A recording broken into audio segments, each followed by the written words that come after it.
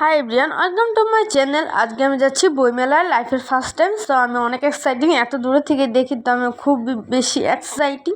So সবার সাথে সাথে আমরাও প্রবেশ করে ফেললাম বইমেলা। আমি ভাবছিলাম হয়তো বা এখানে টিকিট রাখবে, বাট কোনো টিকিট এখানে লাগে নাই। সো এখানে যাওয়ার পরে আমি দেখতে পাচ্ছি জায়গায় জায়গায় বিভিন্ন স্টোর দেওয়া, এত সুন্দর করে স্টোরগুলো সাজিয়েছে বলার বাইরে। এখানে একটা কমিক্সের স্টোর ছিল, এখানে অনেক সুন্দর সুন্দর কিউট কিউট নোটবুক ছিল, ইভেন ডায়েরি ছিল, অনেক সুন্দর লেগেছে। আর প্রাইসগুলো তেমন একটা বেশি ছিল না, 150 টাকা, 200 টাকা, 250 টাকা, খুবই কম, রিজনেবল প্রাইসেই অনেক ভালো। এখানে অনেক বাচ্চাদের বই ছিল। প্রথমে ঢোকার সাথে সাথে আমরা বাচ্চাদের বই দেখতে পাই, তারপর আস্তে আস্তে হয়তো বা বড়দের বই দেখতে পাবো, আমার বয়সী বই। আর এগুলো তো ছিল একদম ছোট বাচ্চাদের বই, খেলার সাথে সাথে পড়া, এই ধরনের বই অনেক ইউনিক ছিল।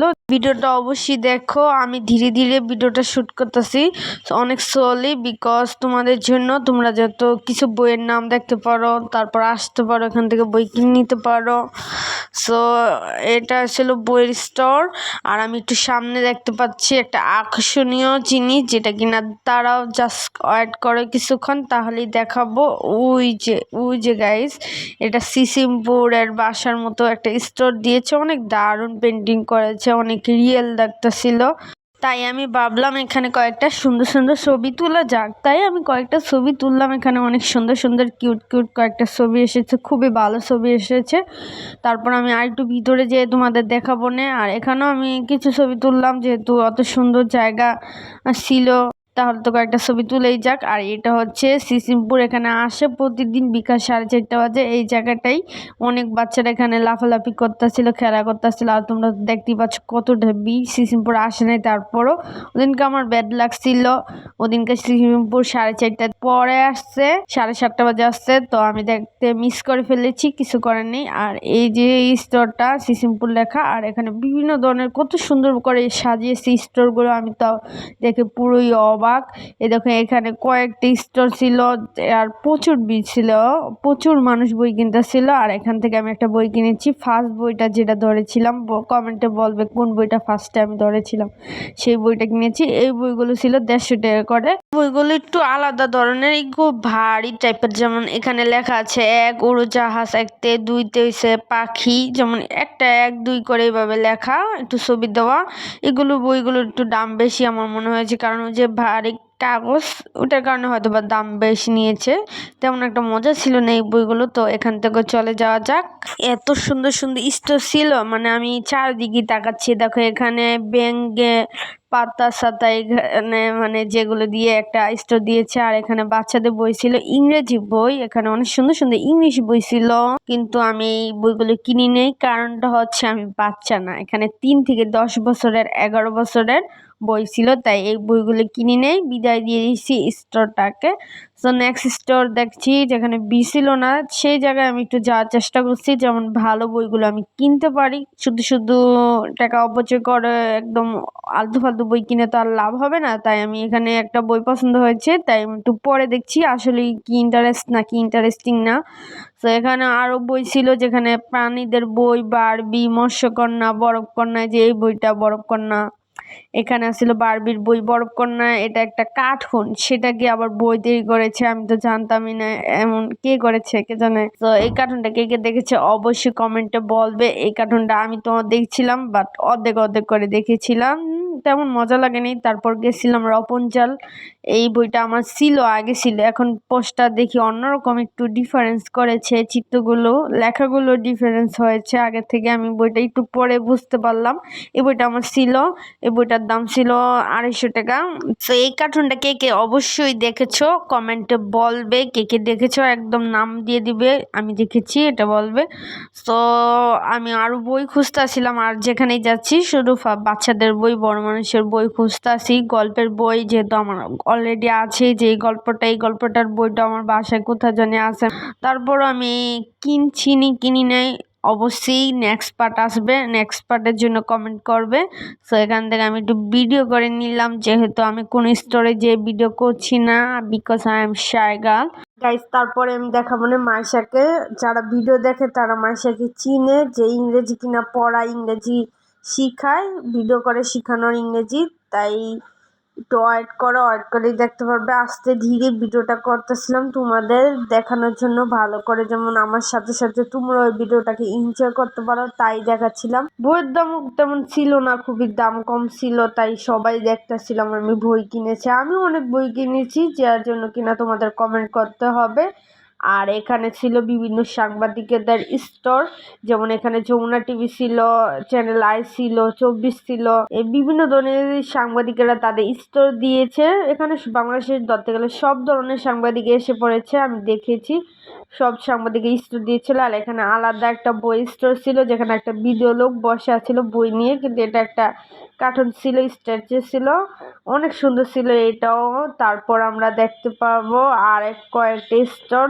আমি খুঁজতেছিলাম আমার বয়সী কিছু বই কিনবো, কিছু বই অলরেডি কিনে ফেলেছি, আর কিছু বই এখনো কিনা বাকি আছে। যেহেতু লাইফে ফার্স্ট টাইম এসেছি, তাই আমি এখান থেকে অনেক বই কিনেছি, অনেক অনেক বই কিনেছি। তার জন্য তোমাদের কমেন্ট করতে হবে, তাহলে আমি দেখাবো আমি কি কি বই কিনেছি। আর এখানেই আমার সামনে দিয়ে চলে যাচ্ছে একজন কাপল, হাতে হাত ধরে, আবার সামনে দিয়ে আছে কাপল। আমি যেদিক দিয়ে যাচ্ছি সেখান দিয়ে কাপল আছে, তাই আমি সরে ঝরে যাচ্ছি আর বই খুঁজতে আসছি আমার বয়সী।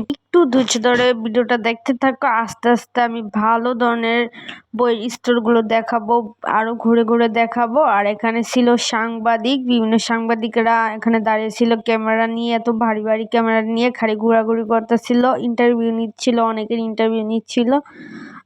আমি নেই নেই গা, আমার ইন্টারভিউ দেই নেই গা অনেক লোককে। আর এখানে তো একজন স্ট্রাগল করে এত উপরে উঠে ছবি তুলতেছে, দেখছো গাইজ। সো এখানে অনেক পাথর ছিল, পানি ছিল, এই জায়গাটা বইমেলার একদম ভিতরের অংশে আমি এসে পড়েছি। সো এখানে যত দূর চোখ যাবে দেখবে অল্প একটু পাথর আর বেশি একটু পানি, মানে সরি, বেশি পানি অল্প পাথর, কে জানি কি। এখানে আমি ভিডিও করে ফেললাম, আমিও এখানে একটু ভাবলাম এত সুন্দর জায়গাটা নীরব, তাই আমি একটু ভিডিও করে ফেলি। তো এই জন্য আমি একটু ভিডিও করে ফেললাম। আর এই যে ছিল আজকে আমার আউটফিট, বোট জুতা পরেছি কারণ কমফোর্টেবল, হাতে বোট জুতা, এত ভিড়। আর আমি সাথে ব্যাগ নিয়েছি, আর এটা হচ্ছে আদর্শ। এখানে আইছিল মাইশা এসে পড়েছিল, এদিক দিয়ে আমি আবার লাকি মাইশাকে সরাসরি দেখতে পাচ্ছি। মাইশার বায়ো আসছে, যারা ইউটিউব দেখে বা ফেসবুক দেখে ইংরেজি, তারা বুঝতে পারবে মাইশা কত ভালো ইংরেজি জানে।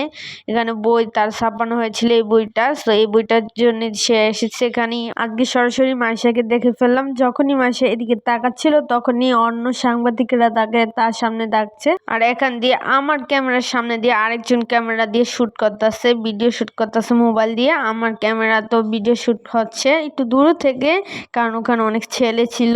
গাইস, এই মোমেন্টটা ছিল দারুণ, কারণ এই মোমেন্টে মাইশা আমার ক্যামেরা নিয়ে তাকিয়েছে, শুধু তাকিয়ে নিয়ে হাসিও দিয়েছে আমার ক্যামেরা নিয়ে তাকিয়ে। তো মাইশা এখন চলে যাচ্ছে, তাই ভাবলাম আমি এখান থেকে চলে আরেকটি স্টোরে যাই, আরো কিছু বই দেখে। আর এখানে এসে দেখতে পেলাম আমার ম্যাডাম, যে এটা গাইস আমার ম্যাডাম নিজের বই লিখেছে, স্টোর দিয়েছে। এখানে বিভিন্ন দোকান ছিল, যেমন এই যে মেঘদূত স্টোরে আমার ম্যাডাম বসেছিল। তো গাইস, এখানে সরাসরি আমি একটা ভিডিও করেছিলাম, লেখকের সাথে কথা বলছিলাম, লেখককে জানতে চাইছিলাম আমি কোথা থেকে এসেছি। তো দেখতে থাকো। হ্যাঁ হ্যাঁ, গল্প হ্যাঁ হ্যাঁ, হ্যাঁ বাবুরাই, 2 নম্বর বাবুরাই, রাসেল পার্কের সাথে, চাষারা থেকে একটু দূরে, না না সিদ্ধিরগঞ্জের দিকে না, একদম ডিআইটি 2 নম্বর গেট, বন্দর পার রাস্তায়। হ্যাঁ, চাষারা থেকে যে বন্দরের দিকে যায় ওই রাস্তায়, বন্দরের দিকে না না, দেবক পাকাড়ে 2 নম্বর বাবুরাই, রাসেল পার্ক, শেখ রাসেল পার্কের সাথে। ও যাওয়া হয় না, চাষারা পর্যন্ত আর বন্দর পর্যন্ত চিনি গেছি। বন্দর কি গুদারালা পার আছে না ব্রিজ দিয়া? না না, মানে বন্দরের কোথায় থাকি সেটা জানার জন্য এত আগ্রহী, বারবার সেটাই জিজ্ঞেস করতেছিল। আমার আম্মু বারবার চেষ্টা করতেছিল বুঝাইতে চেষ্টা করতেছিল, পারতেছিল না। সো আমি স্টোর থেকে এসে পড়েছি আর একটা জায়গায়, এখানে বই ছিল, এখানে অনেক সুন্দর করে একটা টিনের ঘর বানিয়েছে রং করে, অনেক ভালো লেগেছে এই ঘরটা। সো তাই ভাবলাম এখান থেকেও কিছু ছবি তুলে নিয়ে যাওয়া যায়। এখানে আরেকটা লেখকের সাথে কথা হচ্ছিল, তোমরা শোনো। কিন্তু বই মেলায় তোমার বই কিনলে লাভটা কি জানো? যে বইটা এই তথ্য কেন্দ্রে 1 মাস তোমার নামটা বলবে, এটা জমা দিলে, এটা বের হওয়ার পরে এটা আমরা তথ্য কেন্দ্রে জমা দিই। আর তুমি মেলার পরে যদি বের করো, তোমার প্রচারটা হবে না। প্রচার না হলে প্রসার হয় না। এই যে ডিসপ্লে করছে যারা করছে বই, এটা মনে করো পরে এটা প্রজেক্টে বই, আমরা বই বিক্রি করি প্রজেক্টে, বুঝছো? সরকার বই কেনে, ওই যে কলেজ, লাইব্রেরি, স্কুল, মাদ্রাসা। আর এই যে তার লাইনটা আমাকে বলতেছিল যেতে, শুনতে থাকো গাইস। এখানে আরেকটা লেখক দিচ্ছিল কন্ট্যাক্ট নাম্বার, তার সাথে যোগাযোগ করার জন্য আমাকে বলতেছিল কন্ট্যাক্ট করতে। এই যে দেখো,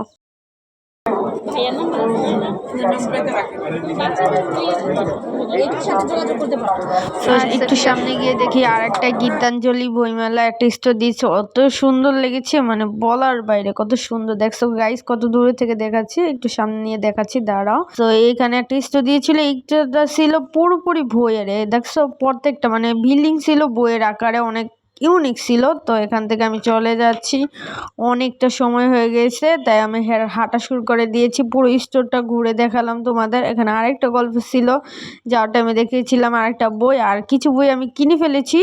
তো তোমরা যদি কমেন্ট করো তাহলে আমি নেক্সট পার্ট দেখাবো আমি কি কি বই কিনেছি। তোমরা যদি দেখতে চাও অবশ্যই কমেন্ট করবে, তাহলে আমি নেক্সট পার্ট 2 বানাবো, তাহলেই তোমরা দেখতে পারবে আমি কি বই কিনেছিলাম। তো গাইস, এখন আমি বাসায় চলে যাওয়ার জন্য প্রস্তুত, রাস্তায় এসে পড়েছি। আর এখানে ছিল দোয়েল চক্করে অনেক ভিড় ছিল, এখানে পানি পড়তেছিল, এই জায়গাটা অনেকে দাঁড়িয়ে দেখছিল। আমি এখন রাস্তায় বাসে যাব, রিস্কে উঠেছি, ট্রাফিক জ্যামে আটকেছিলাম। সো ভিডিওটা ভালো লাগলে অবশ্যই লাইক করবে, কমেন্ট করবে, শেয়ার করবে, আর আমার চ্যানেলটাকে সাবস্ক্রাইব করে দিবে। Guys bye bye, love you all my subscriber. ভিডিওটা কেমন হয়েছে অবশ্যই কমেন্টে বলবে। Bye by.